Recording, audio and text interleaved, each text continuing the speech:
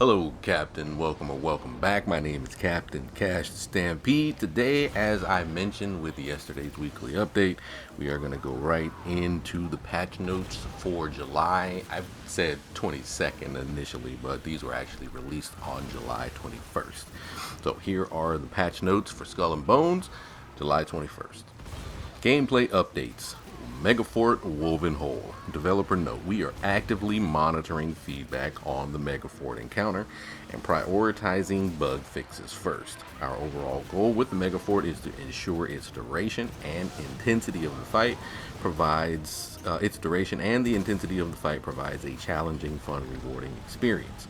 We understand from your feedback and live data that the Megafort currently feels less rewarding than it should be, and some people have been complaining that it's a little hard. That's just me, or not hard, a little easy.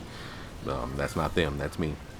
But to better reflect the time and effort currently required, we're increasing the rewards gained from the activity, including adding guild marks and a small chance to obtain deep iron plates, the refined version of deep iron.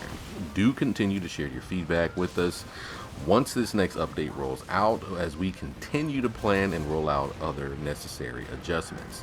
So now, the silver increase from 15,000 to 25,000 pieces of 8 went up from 2,500 to 3 grand. Ascension modules, you used to only get 5, now you get 10 to 12 per run. For masterwork kits, instead of just getting 1, you get 4 to 7. Guild marks, you get 0 to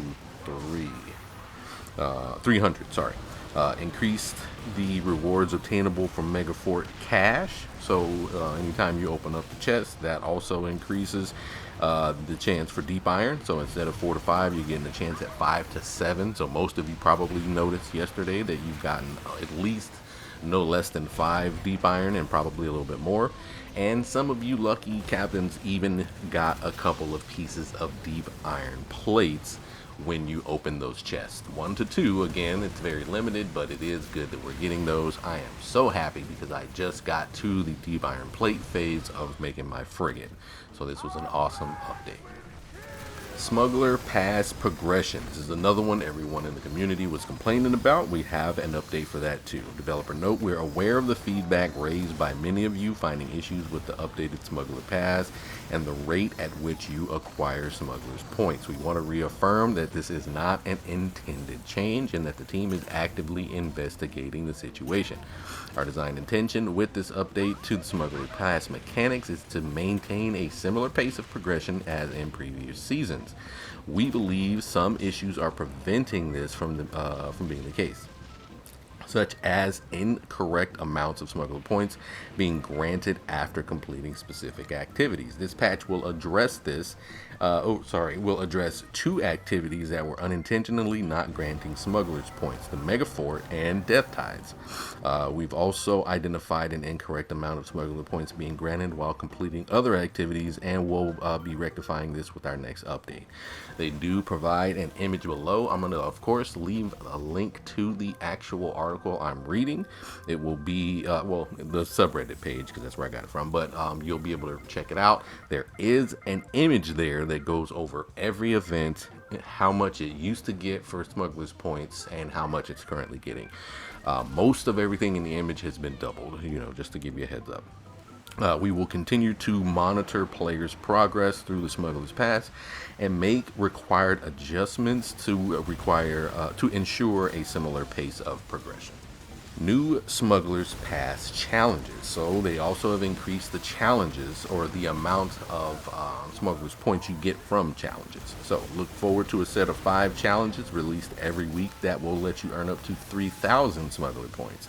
Our limited time events also bring their own sets of challenges, starting with the Moonshine Larceny, which started just yesterday.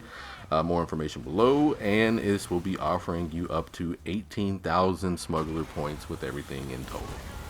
Alright, developer note, in addition to the fixes and adjustments mentioned above, as well as the new challenges added to the game every week, the team is looking into adding new easy to complete challenges in a future update to further help you with Smuggler Pass progression.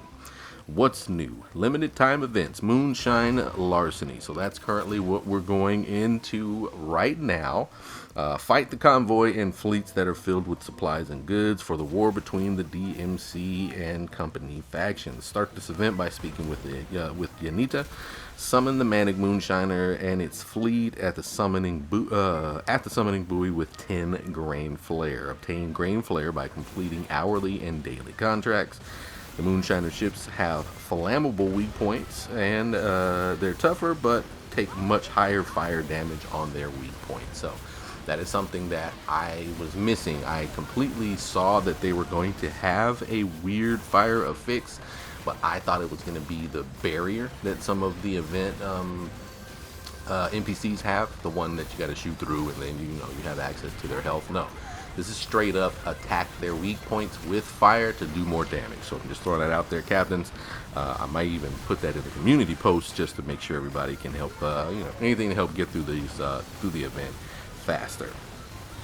Let's see, gain illicit moonshine chest, and bootleg Bill ship set, and Carnival of Cool captain set.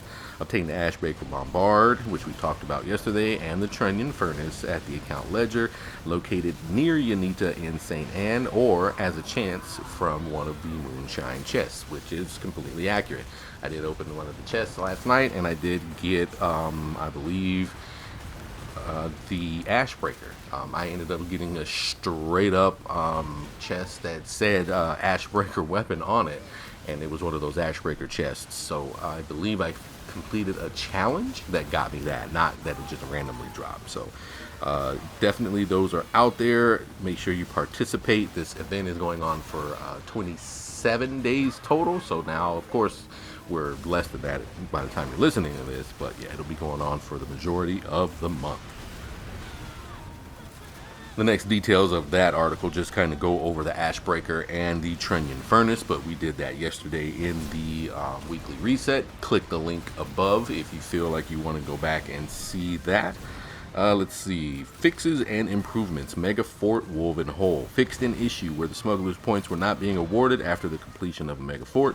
Fixed an issue where players were kicked to the main menu, basically failed to join a game session, after successfully matchmaking for the Mega Fort Woven Hole activity. This actually happened to me, I think Thursday last week when the actual update went live. All day Thursday, well, all night Thursday. I actually had to work, but once I got off of work and I wanted to jump in and do a bit of forting, yeah, it was not happening. I just kept getting kicked out to the main menu after I, successfully matchmade. So good to know that that issue has been fixed. If any other captains out there, if you've been having that problem, make sure you jump into my descriptions because I do leave the bug report in there.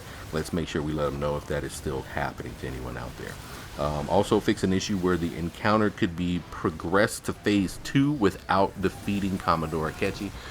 Right now you will notice that you can essentially just damage the fort the entire time and complete the entire encounter without even taking on any ads, which I believe is fine. You shouldn't have to go through the phases. It's always fun to have these events and have some way to kind of get through them faster than you're supposed to, but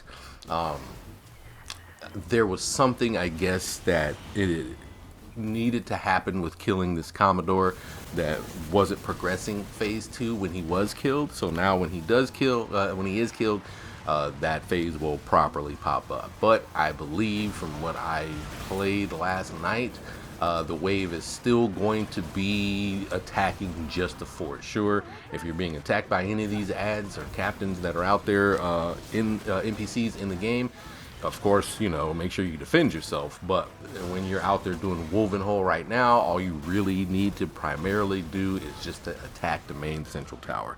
That'll help things go by a lot faster.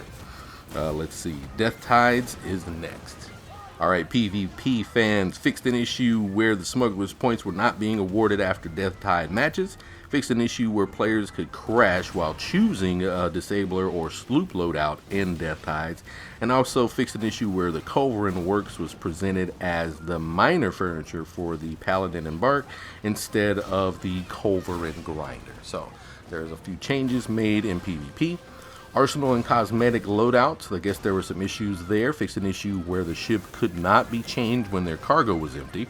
Fixed an issue where applying a saved arsenal would equip the same weapon in multiple slots despite limited inventory space, causing equipped slots to be marked as available. Fixed an issue where the same button was assigned for social and info in the arsenal loadout screen.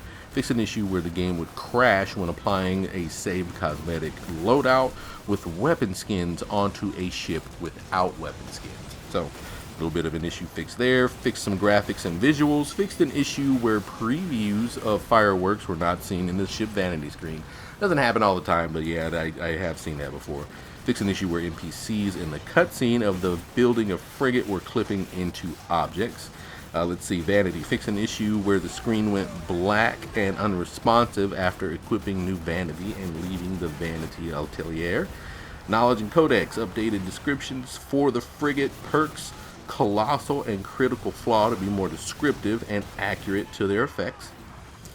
In the store, fixed an issue where the blood and bone collection bundle would not show the reduced price after partial ownership. Stability issues, we have fixed issues which caused network related issues and server crashes. Improved client and server stability. As always, that is subjective and sort of depending on you and your environment. So even though they may have fixed some network issues, depending on your actual quality of network, that could actually, really mean nothing to you.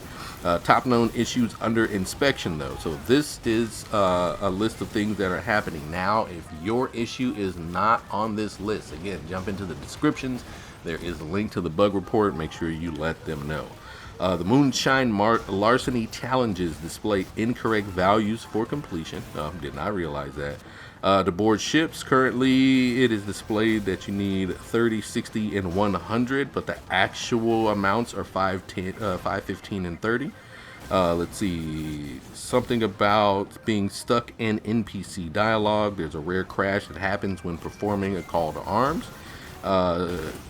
Season rank 30 Armada ships are spawning even though the Mega Fort encounter has been successfully completed, and Cup for bars are still being awarded as bounty rewards. All of those I just mentioned are bugs, and there are known issues that are under investigation, so they have not had any active fixes for them yet. They are looking into them. Popping audio issue on PS5. This is something that had been bothering me back in season 1, and oh my god, it was annoying. Like, the game was borderline unplayable for me because there's this random ass popping issue. I'm not going to read the entire article. They have not been able to fix it, but if you are on PlayStation 5, the problem is your 3D audio. Alright? So if you are just playing the game and there's just constant popping every time you're walking, when you're on land, or when you're out at sea, just random ass, just weird audio popping. Not like a popping in game, like in a weird sort of back feedback. What you need to do is go into your settings, go into sound inside of your settings. You'll see options for everything that you have in there: TV, speakers, headphones. You need to go down to headphones and disable your 3D audio when you play Skull and Bones. I hate that I have to go back and forth and turn it back on and off. Those of you that play Star Trucker may also be having an issue with the sound just cutting out. Same thing. Just go, if you're on PlayStation, it's your 3D audio. So yeah, just going forward, captains, if you have any weird audio glitches while on PS5, turn off your 3D audio first before having it in complete fit like I did. Alright, and we're down here at the end. Please note that this is not an exhaustive list of issues that are being investigated and addressed. Should you encounter bugs, issues, please report them through the bug reporter. Like I said, the link is down below in the descriptions. We will be going live on Wednesday, July 3rd to talk Year 2 Season 2. They actually went live last night on the 22nd, so I don't know if they just moved the stream up, But if not, keep an eye out because, yeah, it looks like they'll be going live potentially and discussing a little bit of Season 2.